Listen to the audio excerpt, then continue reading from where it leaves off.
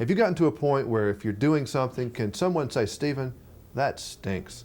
I mean, are you, you know, it's very hard to get surrounded by a lot of people that say, my God, I can't tell him what to do, you know, because they're into this Steven Spielberg stuff. I mean, do you got somebody who can tell you that, Stephen, this doesn't work or this isn't right? Well, certainly the head of my company, Kathleen Kennedy, who started out as my secretary and worked her way up to my associate producer, then my co-producer, then the producer of E.T., and then she's run my company for the last 5 years. I mean, I pretty much listen to her now. I like to think she's my boss. And when I first started out, everybody gave me advice. And I loved it. My first film, Sugarland, and then Duel before that, everybody was so eager to help and contribute their ideas.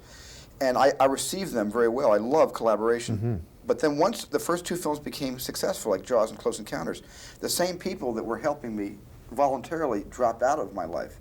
And I guess felt that I knew it all or something like that. And I felt kind of abandoned, if you will.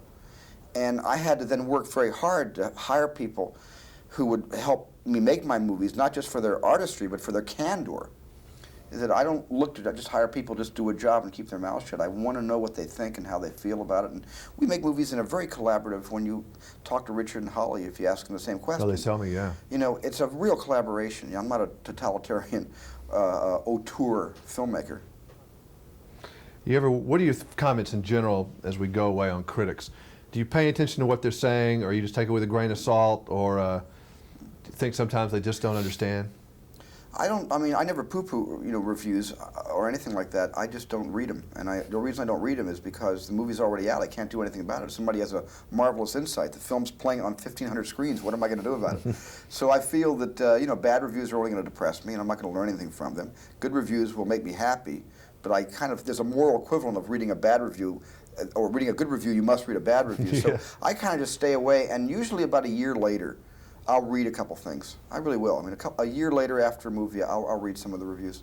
Before I go, do you like my favorite movie of Steven Spielberg era, 1941? I love that you like this movie. I mean, I wish I had a 1941 button. I would give it to you right now. Well, I wish you did, because I love that movie. I just like, and it was a much maligned film. Thank you. Thank you.